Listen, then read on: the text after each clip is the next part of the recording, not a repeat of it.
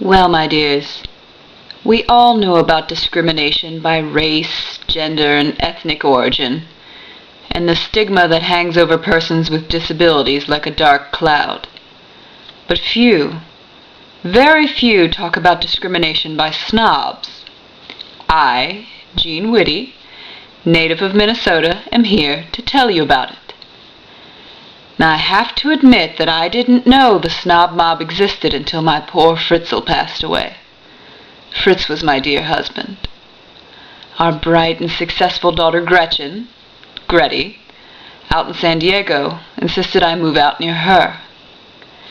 Now, I have to tell you that both Fritz and I played the piano quite well, and we often hosted parties that lasted into the second day. We loved theater people, even in North Dakota BG, before Gretchen, where Fritz wrote for the Associated Press. His interview with the famous Satchmo Armstrong earned him a promotion and a transfer to our nation's capital.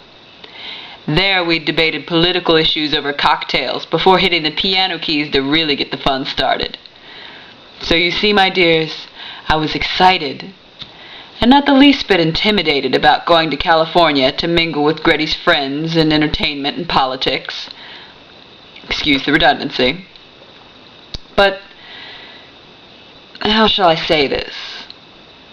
California was a culture shock. A different way of life from any I'd known. I felt discriminated against from the day I moved into the nice apartment Gretty had rented for me. My new neighbor, Madeline, looking like she'd just come from the beauty salon, invited herself in for coffee before I'd even unpacked. "Let me give you a run-up," she said. "First thing to remember is that nothing, and I mean nothing, is run down out here. We age beautifully in San Diego, or not at all," she said, wagging her finger under my nose. "No excuses for lines or droops. One must have breast augmentation, tanning sessions, and white teeth." She meant white teeth. I learned that no one's allowed to have crooked teeth. I actually think there's a law. So Madeline asked me to turn this way and that.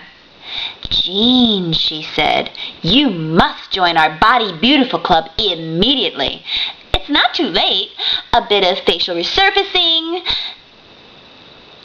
Well, in your case, maybe the whole bod would be best."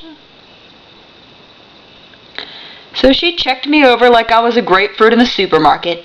"Jean," she said, "I want to be a good friend, truly, I do. So I have to tell you, you cannot go to the pool until you have had abdominoplasty and body contouring.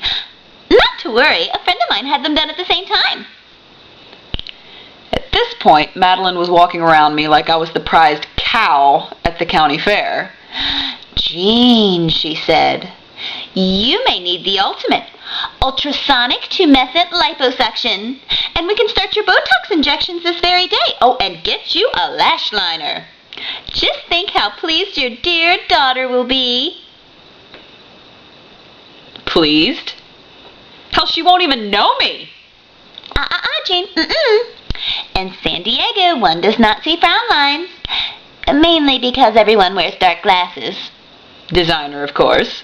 And one is instantly recognized as a visitor from another planet. Like Maryland or Virginia. If behind those dark glasses one detects the slightest hint of a frown, one must smile Constantly. to show off those bright, white teeth. Straight and beautiful.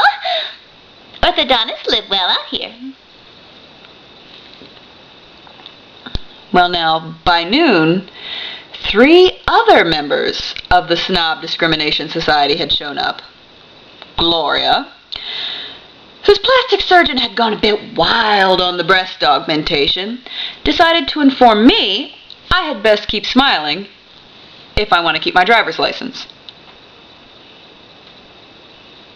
Driver's license? What the hell are you talking about? "Calm down," said Big Bust. "A friend of mine was pulled over for a traffic violation, and when she removed her dark glasses to find her driver's license, the officer saw her frowning. Her fine was doubled." Now, I couldn't tell if Big Gloria was joking around or not, because everyone just kept smiling stupidly no matter who said what. When Gregory picked me up for dinner that night, I asked her for just one favor. Drive me to the airport so I can fly far, far away from the Snob Mob. "They're just having fun with you, Mom," Gregory said. "Well, some of them are. A few. Well, maybe one. Just ignore them, Mom. You look great, honest."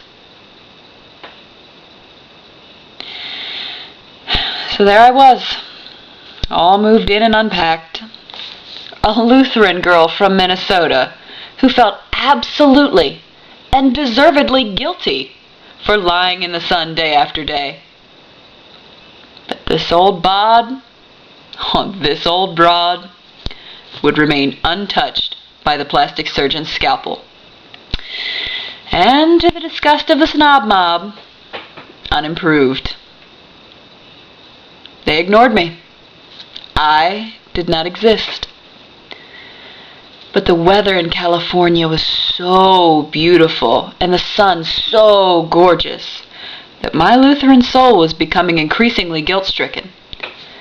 People are going hungry all over the world and suffering all manner of torment, while I live the easy life, a prune amongst artificially restored plums, or in Gloria's case, watermelons. When I told Gregory about my guilt, she told me I had to forget the past and henceforth ignore everything that happened outside the state of California. "Just enjoy the sun, Mom," she said. When I continued to bitch about the Snob Mob and wail about injustice throughout the world, Gregory told me she was going to buy me a one-way ticket to Burundi where I could lie in the road and die of thirst and starvation, knowing my guilt had been assuaged. I thought about that. Actually, Gregory solved the whole problem by taking a new job in Santa Fe, New Mexico, where snob discrimination is barely discernible. California's sun and glitter were replaced by Santa Fe's artistic environment. My apartment mates really love my piano playing, and they ignore my lines, droops, and growing infirmities. I've learned that laughter is a powerful healer of body and mind, and it gives perspective to our days.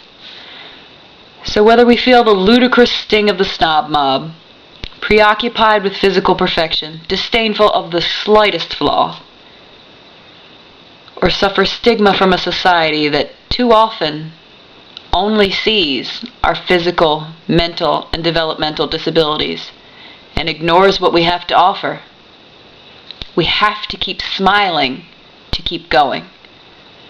And not the phony smiles of the Snob Mob, showing off their white teeth,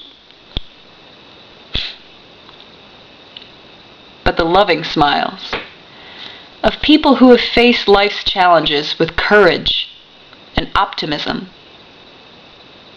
People like me, Jean the Optimist, without augmentation, but sporting glasses, a hearing aid, and my laugh lines.